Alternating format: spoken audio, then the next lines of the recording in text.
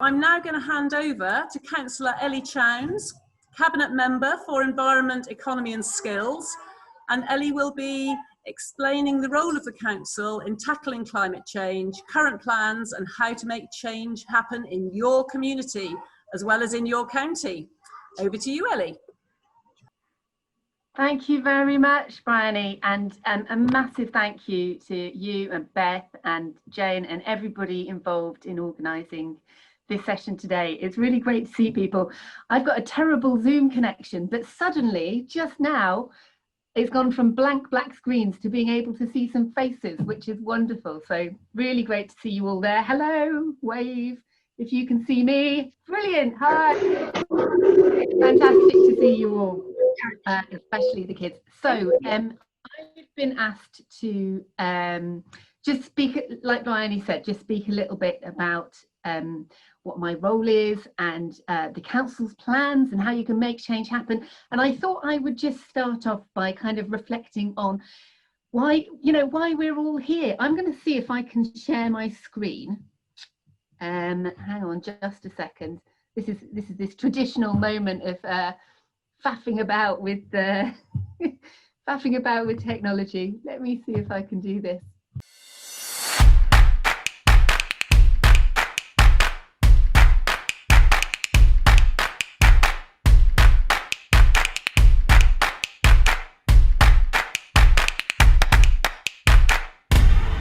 This is an emergency. Millions of people around the world today have stayed away from school. About the global climate strike. The eyes of all future generations are upon you. And if you choose to fail us, I say we will never forgive you.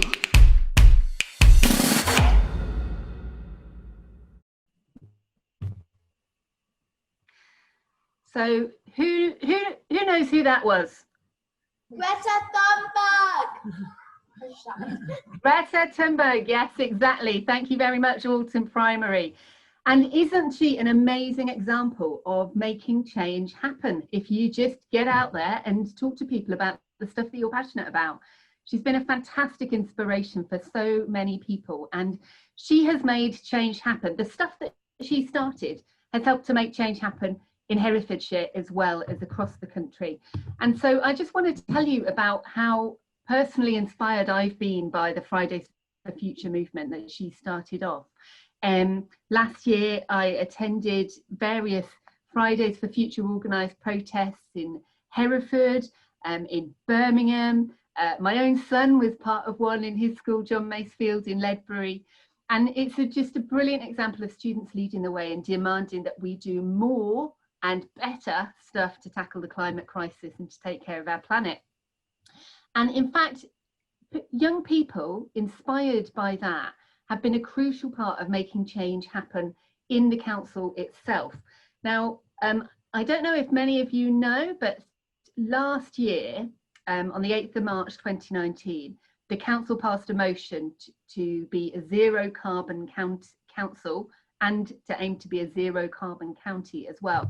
And young people's efforts were absolutely critical to making that happen. And I've got one more little video here, which I'm going to try to, I'm also going to try to share with you.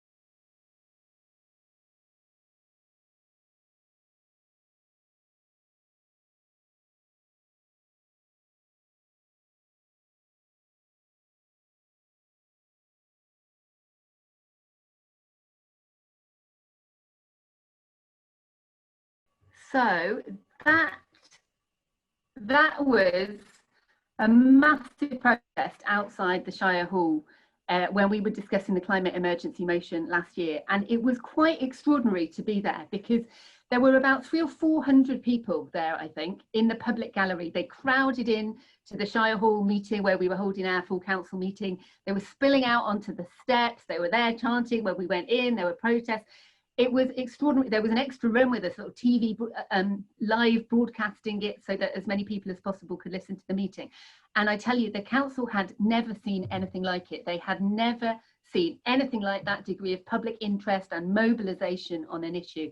And so what was really extraordinary was it was this kind of proper example of people power. Normally you have maybe 12, 20 people kind of sitting in a council meeting listening to the discussions, and there you had hundreds. And as a result, even though at that time it was a different political party in power, at that time they thought, my goodness, you know, people are really, really kind of concerned about climate change and we've got to listen. And so there was a unanimous agreement for this motion, setting this target of being a zero carbon council and zero carbon county. And that was such an extraordinary example of people power, basically. It was super, super inspiring. So I want to say thank you. If any of you were there, if any of you were part of that, thank you. And if any of you were inspired by it like I am, I hope that gives you a bit of a sense of how it really does make a difference to just get out and be kind of public about what it is that you believe in and what you want to happen. So part of what happened last year after that amazing kind of protest and change in policy was we also had a change in administration in the council, and a coalition came to power in the council. It's a mix of 3 political groups: Independents, It's Our County, and Green. So it's a change of administration, and we've got a really, really big push on environmental issues. It's absolutely at the centre of what we want to achieve. We're kind of, you know, we really, really believe in those 3 pillars of sustainable development: economy, community, and environment, which, although there's been brilliant people working within the council for ages doing great stuff on environmental activities, maybe it hasn't had the level of support and kind of real drive at the political level that it's needed. And we do have that much more now, which is fantastic. So I want to pay tribute to all the people who've been beavering away in the council for many years trying to get stuff done. And I hope that now we've got this kind of connection between the public kind of interest in this issue, the political commitment to it, and the people kind of behind the scenes doing all the hard work, we can really make great things happen. Now, in a minute, what I'd like to do is just answer your questions if you've got any questions about how that works. But I thought I'd just tell you a few things to give you examples of how, you know, the sorts of things that we've done. So first of all, we've got a carbon management plan. We've actually had one for 10 years, and we've actually done carbon emissions as a council by 50% in terms of transport policy, in terms of planning policy. And so we've put in place a transport review to make sure that climate action is a central pillar of whatever the transport planning is that we come up with. To my mind, that means not building big roads. It means instead investing in walking, cycling, in buses and so forth. And that's really relevant for schools too. We're changing policy on our buildings so that if we build buildings, they have to be zero carbon. If we refit buildings, it has to be retrofitted to be as energy efficient as possible. And we're putting in place a nature strategy as well, so that we look after all of the land that we've got and make sure that it's used as much to kind of promote biodiversity as possible. Now, schools, of course, were a really big part of this, because schools are actually 40% of the council's carbon footprint. But there are also these broader implications, because, you know, schools are places where people eat, for example, so there's the food connection to that, and people have got to get to schools as well, so there's the transport policy aspects of it too. Here's a couple of examples of where the new push for climate action has had concrete effects already. So, for example, we're building a new science building at John Curl High School in Ross, and under the previous plans, environment hadn't been taken into account in that at all, and we said, no, it needs to be a building that's compatible with what we've said are our carbon goals. And so we've put in place a requirement that that's either passive house, which is super high energy efficiency, or BREEAM excellent, just, you know, to really push it to be as high standard as possible. We've got new school building projects coming up, and making them super energy efficient is going to be absolutely central.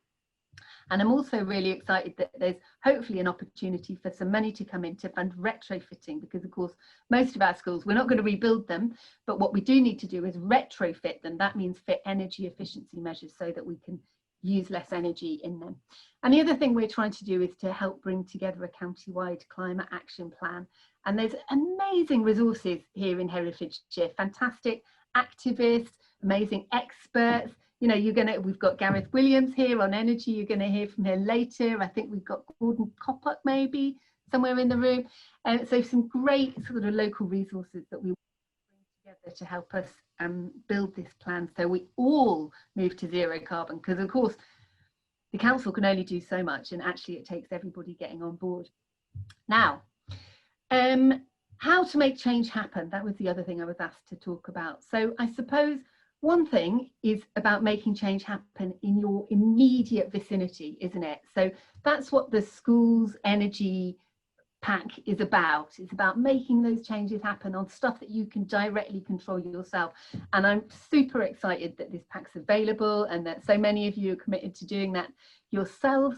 And I hope that whether it's about energy use or the carbon impact of the food that's eaten in the school, or the carbon impact of the transport that's used by people to get to school, that all of those dimensions are going to be considered and you can make some changes on those. And then of course, it's a little seed that kind of has these knock-on effects. It's like a little stone into a pool that has these ripple effects, because of course all of you who are here in the room, all of the kids who are part of the eco-action committees and so forth, you have these ripple effects on other people around you, on your parents and on your wider community.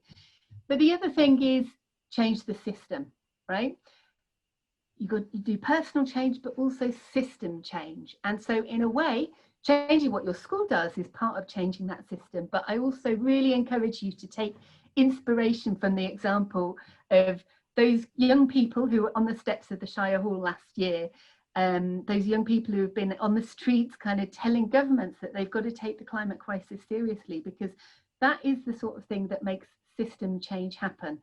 Not just the influencing the people who are already ready to listen to you, but actually telling people, this is so urgent, everybody has got to sit up and take notice and change the way that we run things. I think we've got an opportunity now.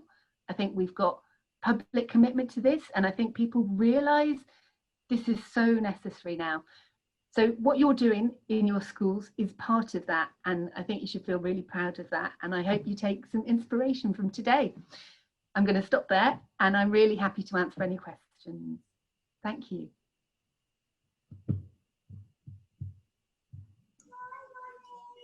So Ellie, thank you very much. Alton has a question for you. Have you, Ellie, ever met the woman who... Greta.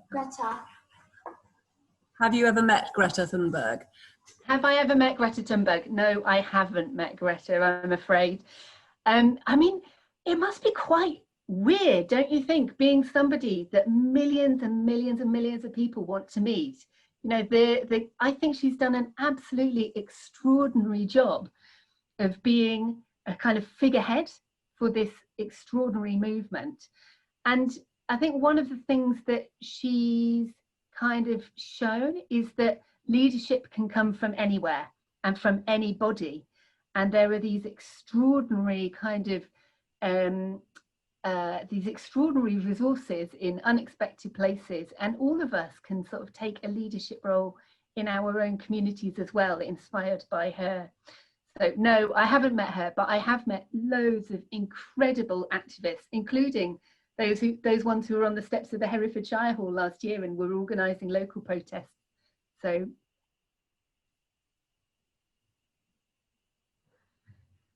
am I sharing my own questions? No, I was going to say, if you'd like to ask a question, you will need to have your video on and wave your hand so that I can see you, and then I'll ask you to unmute. So do we have anybody else that is at the Steiner Academy? I think we've got. Would you like to go for the next question? Rosie. We've got, what was our question? We've got some shy students. About what Ellie's doing personally. We want to know, Ellie, what are you doing personally in your fight for a carbon neutral council and county? Thank you. Do you mean me personally in my own life or in the council? In my own life? Yeah. Okay. So I got rid of my car at the beginning of this year completely, and I bought an electric bike instead. But then actually we had lockdown, so I didn't actually need to do any commuting any longer. But I've also joined a local community car club, which has got electric cars. So basically, I've reduced my transport emissions to pretty much zero, because the car is charged by a solar panel on the farm where I live. And the other thing is that although I live on a farm where we produce a bit of meat, I've actually, I was vegetarian for many years, about 15 years. And then I stopped when I went to live abroad, because it was actually just too sort of culturally difficult not to eat meat working in Uganda. But then I've gone back to being vegetarian, and in fact vegan as much as possible. So those are two things on my transport and my food kind of impacts, but I've still got a way to go.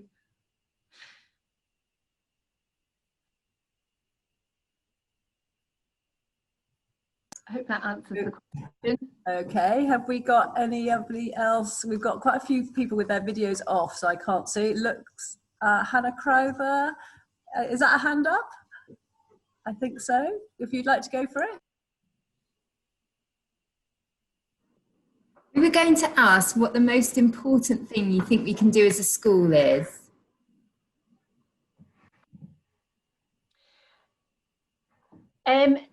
So there's a couple of different ways of answering that, right?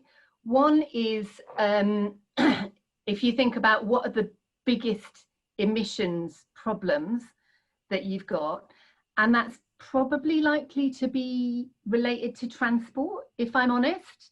If we look at the county-wide carbon emissions, they're about 40% of our emissions. And that's the area where it's hardest for Herefordshire to cut emissions, because we're a rural county, so it slightly depends on where you are. But the other way to look at it is where you've got the most power to do stuff yourselves. And so that's probably going to be about behaviour change in the class, in the school. So it's about practical things that everybody can do. Partly that's about turning off lights and not wasting things, whether that's paper or energy or food or other resources. Partly it's about maybe adjusting heating settings and that sort of thing. But then if you kind of stand back, in a way, the most important thing you can do is work out for yourselves what the most important thing is to do. Because there isn't a kind of, this is the one thing everybody has to do. Actually, it's about kind of getting it in your heads, in all of our heads, thinking about what's the impact of this and what can I do to reduce the impact of this and to make life better for people and the planet better for nature. Does that answer? Yeah, thanks. Okay, I think Mrs. Horn from Whitecross has got her hand up.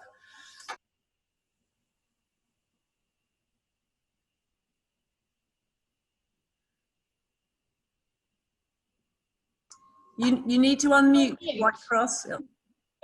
Hi, so we went to a talk shop before COVID, and we were talking about like starting a young people's forum at council level, and we were wondering if there's any news about that.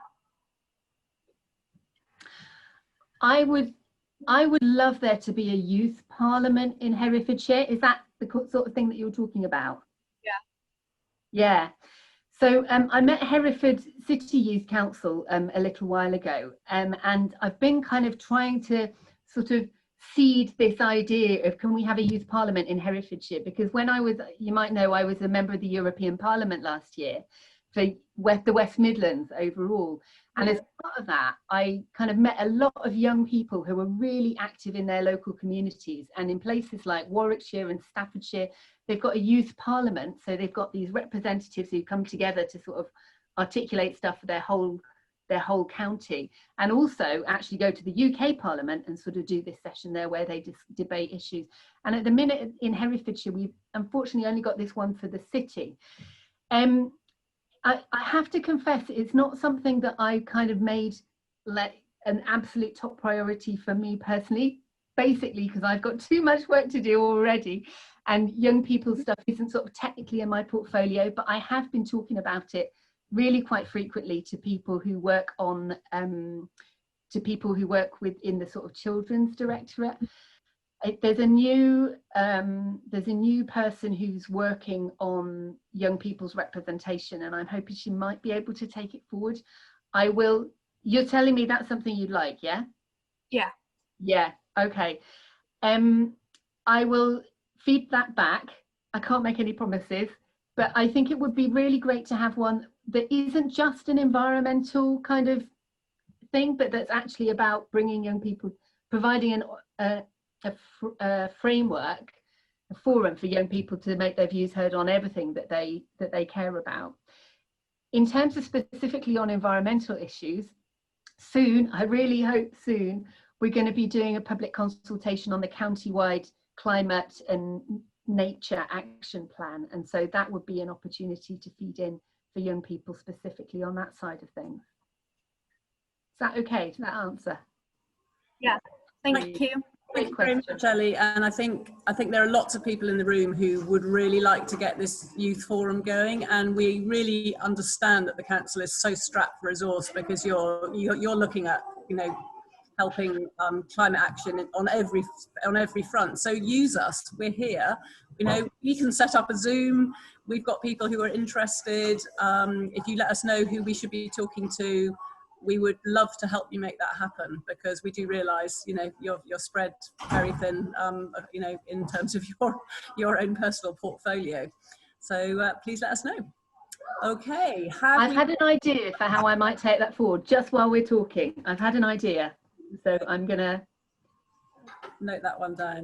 I'm gonna pursue it. Yeah.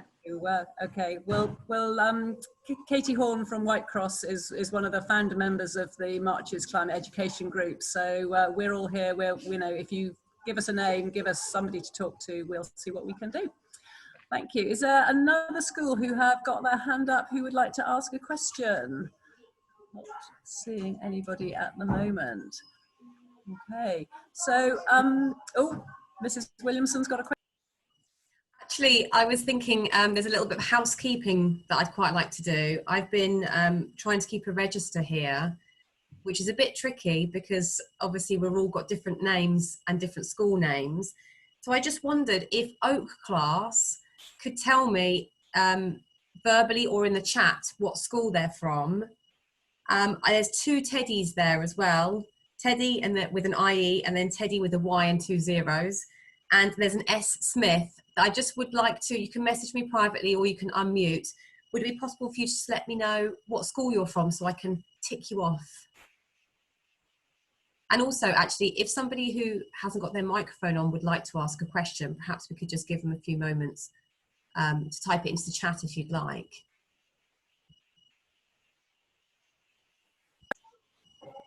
So while we're from Whitecross.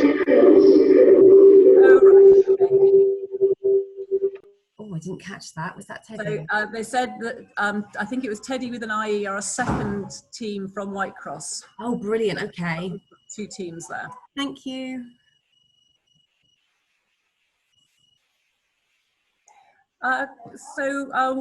While we're waiting for another school to ask a question, Alton have just asked me to ask another question, which is, Ellie, do you have any push that do you go to Parliament still as the council? Do you talk upwards to the people who are making the policy that kind of governs the council? Are you able to kind of push students' views up the chain as well as talking to us?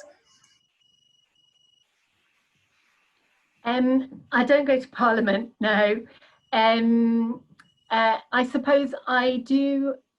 So I do have some connection with one of our MPs in particular. So we've got two members of Parliament for Herefordshire, Jessie Norman and Bill Wiggin. Bill Wiggin and I are perhaps not the best of friends, but Jessie Norman and I sit on the Hereford Towns Board together, and have contact over various things. So the Towns Fund is this proposal to try and get £25 million of central government money into the city, and I'm pushing really hard for that to be kind of framed around trying to make it as sustainable as possible, as green as possible, zero carbon, nature rich, and also fair, because we have a problem of inequality in Herefordshire as well. And so in that sense, I get to sort of feed ideas into Jessie, and also particularly on the issue to do with the river pollution problem that we've got in Herefordshire. I've had quite a lot of connection with him around that. As a council, we feed up to national government. So another example of that is that we had a visit from Robert Jenrick, who's the Minister for Housing, Communities and Local Government. He came to Hereford about 3 weeks ago. And that was also partly related to the Towns Fund. But I did take the opportunity to tell him that what we need is proper central government funding for green homes. So at the minute, the government's giving out money, but saying spend it all by next March. And that's just so short term. What we need is a long-term programme. We need kind of predictable funding. We need kind of 5-10 years of guaranteed funding at really high level to make our homes energy efficient. We've got a massive job to do with retrofitting, making energy efficient the homes that we've got. And so I do occasionally get the opportunity like that to say directly to the minister, you've got to make this happen. But the reality is that I suppose at council level, what we're trying to do is just do the best we can with the powers that we have locally.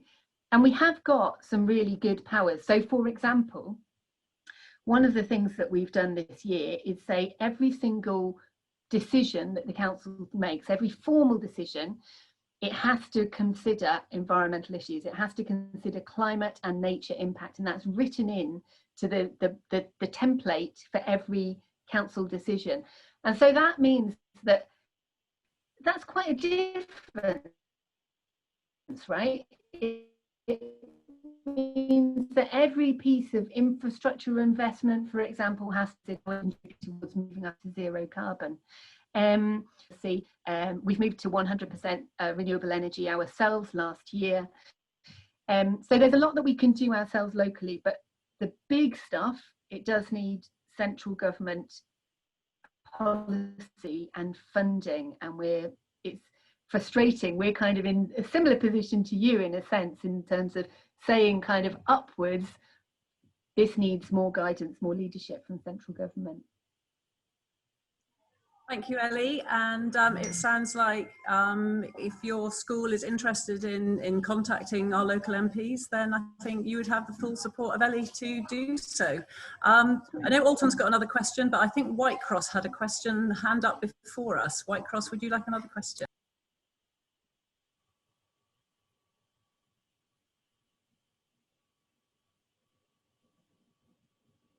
No, absolutely not. Sorry, forgot. I'm running between two computers. Apologies for that. Okay, so. Ellie, why did you want to save the planet? Why do you want to? Sorry? That was Ellie, what made you want to save the planet? That's a great question, because that's just such a great question, because actually for any of us that are trying to do things that are difficult, like trying to save the planet, it's really important to remember what inspired you in the first place, right? And I guess for me, there were two things, I suppose, fundamentally. One is that when I was at school, I learned about climate change. And I just thought, my goodness, this is really worrying. And it sparked off that kind of, that interest to kind of dig into it more and learn more about it and think, what can we do? So that was the sort of head learning, I suppose. And then the other thing was that when I was really young, I lived in Kenya in East Africa, and I saw there that the world was quite an unequal place, that I had chances that other people didn't have. And that was, for me, the thing that really inspired me. And so I suppose I've always had in my mind this thing that making the world a greener place and making the world a fairer, more equal place are totally interlinked, can't be separated. And so that's, you know, so then I went on to work for like Friends of the Earth, for example, but also went on to work in Uganda on kind of peace and conflict issues. And so for me, those two issues, fairness and nature, the kind of people and nature bits have always been totally intertwined. And it's a combination of kind of love for being outdoors and the sunshine and the trees and all the rest of it, but also this sense of, I want people to have a good life, and people all over the world and all sorts of people to have a good life. And that means that we need to share things a bit more fairly, including the space to, you know, including atmospheric space. We need to share emissions more fairly. Does that make sense? Did that answer you? Yeah, great. Thank you. I think, is it Ledbury in blue uniform? We'll have it, yeah? Whitchurch Primary. Do you know of any countries that are doing really well at being energy efficient? And if so, what are they doing to achieve that? Oh, goodness. That is a great question. And that's a factual question. And I could easily get the answer wrong. And it's a bit scary. Do you know what? It's such a good question that I think I really ought to go away and look into that.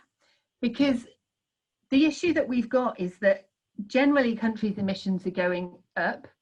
I mean, actually, in the UK, our emissions have been going down because of the change in our energy mix, but we've been importing more and more things from abroad. So some of our emissions are actually generated in China now, and they're not counted in our emissions. In terms of specific countries that are cutting their emissions really well, I mean, a lot of countries have been cutting their emissions a bit under the terms of, you know, previous climate agreements, but I'm not sure which is the best. Maybe somebody else in the room might know about that. I don't know, Gareth, do you know the answer to that? Yeah, thanks, Ellie. I know about energy specifically, so I can comment that many countries, and some of them quite surprising, are doing incredible work with energy. So, but it's, as Ellie says, actually sometimes it's a bit confusing, because China, for example, that was mentioned, China are probably leading the world in terms of renewable energy and also in terms of the supply of the equipment for renewable energy. Yet at the same time, because they're an expanding economy and an expanding country, they're using more energy. And you hear stories, oh, they're building coal-fired power plants still. So it's a bit of a confusing picture, but China certainly are doing great things. And despite Donald Trump even, you might have heard of him, it's actually surprising how much energy is being deployed in America. So they're doing pretty good. But historically, it was some of the Scandinavian countries, Norway, Sweden, certainly Germany, they were real trailblazers in terms of the development of clean energy. And that's what I can comment on. And specifically overall for countries' general performance, I like Ellie, I think I probably need to check that. But what's great news, I'll touch on it later when I'm speaking, is that some nearly 200 countries across the world have signed up to make sure they are doing good things about sustainability as a whole. So homework for me and Ellie by the sound of it. Good question. May I just, if anybody, I don't know about countries, but I do know that in Germany, Freiburg City, it might be worth, when you have a bit of time after this, having a little look, because that's a very, very green city and there's probably quite a lot that we could learn from them. Okay. Sounds like that was a great question, Whitchurch, and not a simple answer. So thank you very much. I think that Mrs. Williams, you had your hand up? Yeah. Hi. Just to say, my daughter, I'm at Lady Hawkins in Kington, and I'm a French and German teacher. And my daughter also did languages, and she was actually in Freiburg, and it's in southern Germany, and it is amazing. It is so inspiring. They have whole roads which are for bikes, and at the university library in the centre of town, on a normal day, there's probably about 400 bikes outside. So it's well worth a visit. It's a stunning place, and it's quite common, although it's amazing. Most places in Germany, if you've not been to Germany, that is the place to go to see. Well, I don't know about other places, but that's the place to go to see what people are doing for the climate. It's completely different from here. You know, there's solar panels everywhere, there's wind turbines everywhere, there's bike paths everywhere, there's recycling everywhere. It's stunning. And Sally, am I right in understanding it's a very similar size to Hereford City? Freiburg probably is bigger actually, but it's not a huge city. But yes, it is. It's lovely. Yeah. Thank you. I just looked it up. It's about 4 times bigger than Hereford, apparently, but it's 230,000. But it's great to hear about it. I've when I eventually get to go on my interrailing trip that I've been promising myself for ages, I'd definitely go there and have a look for some inspiration. And Whitchurch, I think at Alton we've been looking at places that are maybe a bit closer to home, and we've discovered that Stroud in Gloucestershire is very, very active, and their schools are really, really active. And we're also thinking that we're going to send a press release from today to the National Education Union magazine, because they have now got a green column in their magazine every week to say, we want to hear from other schools and other cities that are really green, so that we're linking up, so we don't feel like it's just Herefordshire on our own, because we're not on our own. There are amazing things going on in the northeast of England. We know in the southwest there is as well, and I think sometimes we need to realise that actually there's much more action than we're aware of. So thank you. I think, unless anybody else has got a question, I think we're probably going to wind up. Lizzie, have you got a quick one? Okay. Well, one of our last questions from Alton is, why is climate change such a big thing? But I think we're going to save that question, because I think Gareth is exactly going to take us through that in our next session. So I think, Mrs. Williamson, I think we should probably wind this one up, and can we all give Ellie a big wave and say thank you so much for your time. Thank you, Ellie. Be in touch. Bye. Okay. Thank you, everyone. It's been great talking with you. I hope you have a really, really good day. See you later, everybody. Bye. Bye. Bye. Okay.